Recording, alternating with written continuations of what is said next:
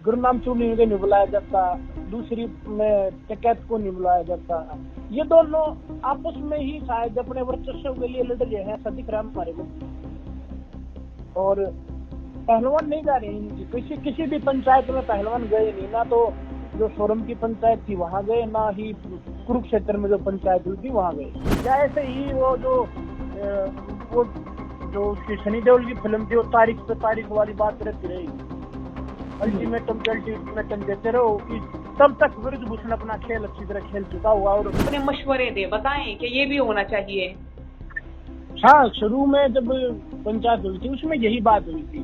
जो सिरसा से आए थे, जो पंजाब से आए थे किसान संगठन, और जो यूपी से जो जंतर मंतर पंचायत हुई थी, उसमें यही फैसला हुआ था कि पहलवान जो बोल देंगे हम वो फॉलो करेंगे जी।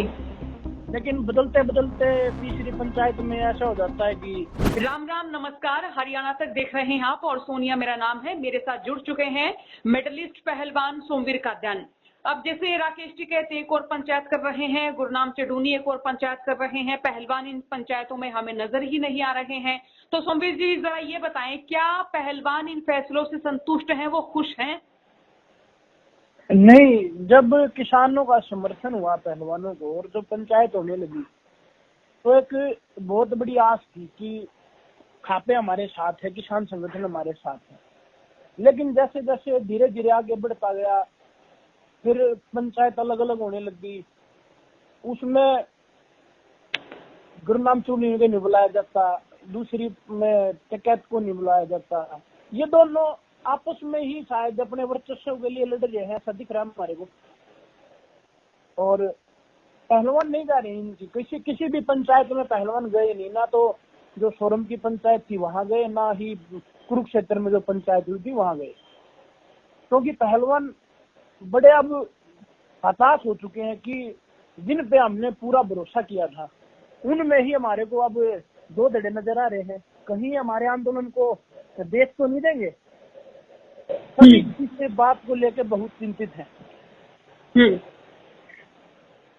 तो अब आपको क्या लग रहा है, क्या किया जाना चाहिए? क्या इन लोगों का सहयोग, चाहे मैं टिकैत साहब की बात करूं, चाहे चडूनी साहब की बात करूं, तो इनका सहयोग आप लोगों को लग रहा है कि कुछ तो दबाव डालेगा कानून पर, ब्रजभूषण शरण सिंह के इधर जितने भी लोग उनके समर्थन में हैं उन पर?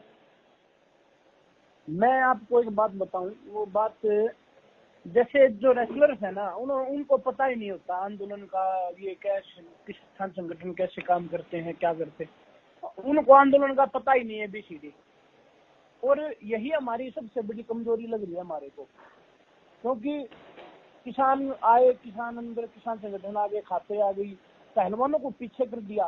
पहली दो पंचायतों में तो सभी ने सहमति दी थी कि पहलवान जो फैसला करेंगे हम उनका समर्थन करेंगे। लेकिन अब जो सोरम की पंचायत थी उसमें राकेश टिकैत अपने पास से ही बगैर किसी पहलवान की कमेटी के किसी मेंबर से बात किया, पहलवानों से बात किए बिना ही वो बोल रहे थे कि किसानों की एक कमेटी बनेगी, गृह मंत्री से मिलेंगे, राष्ट्रपति से मिलेंगे, उसमें पहलवानों का कोई जिक्र ही नहीं हुआ। ये कोई किसानों की लड़ाई थोड़ी चल रही है, ये पहलवानों की लड़ाई, उसमें पहलवानों का जिक्र नहीं है। तो अब क्या समझे इन बातों को फिर। और फिर बाद में नरेश टिकैत जी इस तरफ से 2 बार बोलते हैं कि बीच का रास्ता निकलना चाहे, फिर बोलते हैं समझौता होना चाहिए, हमारी बहन बेटियों की इज्जत के लिए समझौता करेंगे हम। हमारी 2 मांगे थी, तो हम उनको 1.5 या 1.25 नहीं कर सकते, 2 है तो 2 ही रहेंगी।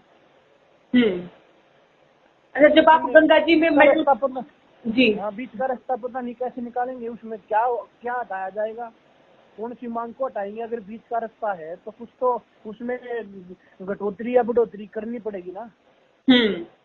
एक सवाल हो रहा है कि जिस दिन पहलवान मेडल विसर्जित करने पहुंचे थे, नरेश टिकैत साहब भी वहां पर पहुंचते हैं, तो पहलवानों का तो अब भी ये मानना है कि वो तो अपने मेडल गंगा जी में प्रवाहित करेंगे ही करेंगे अगर ब्रजभूषण शरण सिंह की गिरफ्तारी नहीं होती है। तो अब भी वो ये है, इस भावना में है कि मेडल वो अपने पास रखेंगे ही नहीं। क्या सच है? हाँ, ये बात वही हुई थी जब नरेश टिकैत वहाँ आए थे, उन्होंने ले लिया। काफी देर से हमारे रेस्ट में हमारे कोचेज हैं जो और पहलवान है वो भी मना कर रहे थे उनको बार बार कि रहने दो, ऐसा नहीं होता, अच्छी बात नहीं है। लेकिन मैं अपनी बात बताऊं तो मैं खुद अपने मेडल लेके गया था साथ में, कि जब इतने बड़े बड़े ओलंपियन, जब इतने बड़े बड़े पद्मश्री जो अर्जुन अवार्डी खिलाड़ी अपने मेडल को विसर्जित कर देंगे, तो फिर मैं क्यों रखूं? जब इस लड़ाई में मैं क्यों, जब सत्य की लड़ाई है तो फिर सत्य के साथ होना चाहिए। और फिर मैं भी अपने मेडल लेके गया था कि मैं भी अपने मेडल अपने पास नहीं रखूंगा, मैं भी गंगा में, पवित्र गंगा में विसर्जित कर दूंगा। और एक बात और मैं उस दिन की आपको बताता हूँ, कहीं ना कहीं ये बात थोड़ी सी पहलवानों को कड़वी भी लग सकती है, क्योंकि जब उन्होंने टाइम ही दे दिया 6 बजे का कि 6 बजे विसर्जित कर देंगे, तो फिर उन्होंने 7, 7:15 क्यों किए? ये क्वेश्चन है। तो आपके माध्यम से मैं उन पहलवानों से ही पूछना चाहता हूँ, जब आपने सुबह ये डिक्लेयर ही कर दिया हम ऐसा काम करेंगे, तो उससे पीछे वो क्यों हटे? कोई भी प्रधान कोई भी आए, और मैं आपको एक गारंटी से एक बात बताता हूँ, अगर उस दिन वो काम हो जाता तो अब तक तो ब्रजभूषण अंदर पड़ा होता। लेकिन अभी पहलवानों का ये कहना है कि मेडल तो वो अपने पास जब तक गिरफ्तारी नहीं होती है वो अपने पास रखेंगे ही नहीं, वो फिर से भी गंगा जी में प्रवाहित कर देंगे।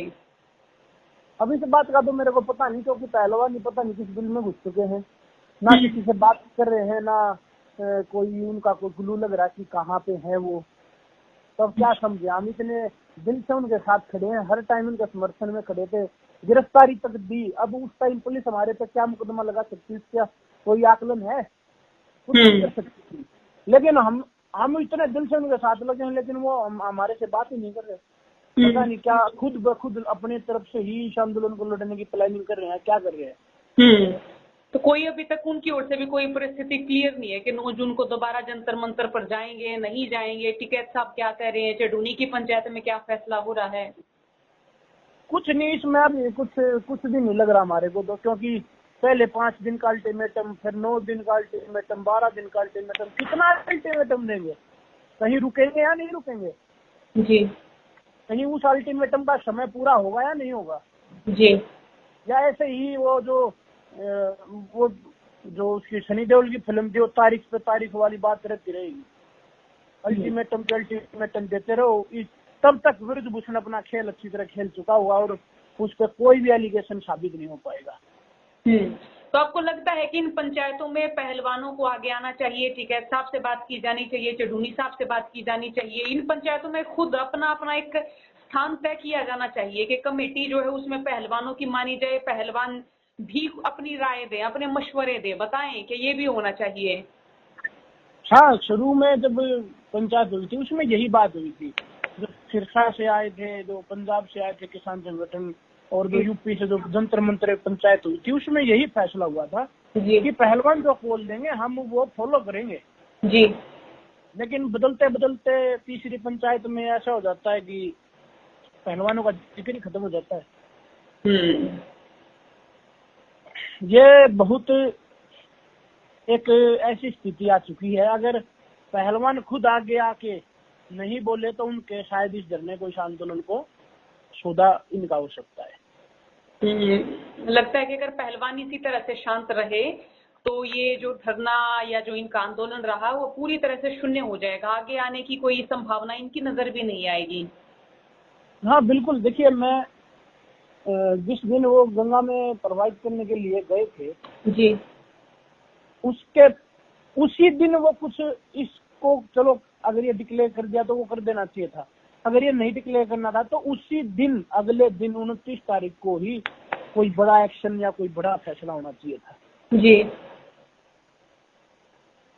चलिए, बहुत बहुत शुक्रिया सोमवीर, हमें समय देने के लिए, बातचीत के लिए बहुत बहुत शुक्रिया आपका।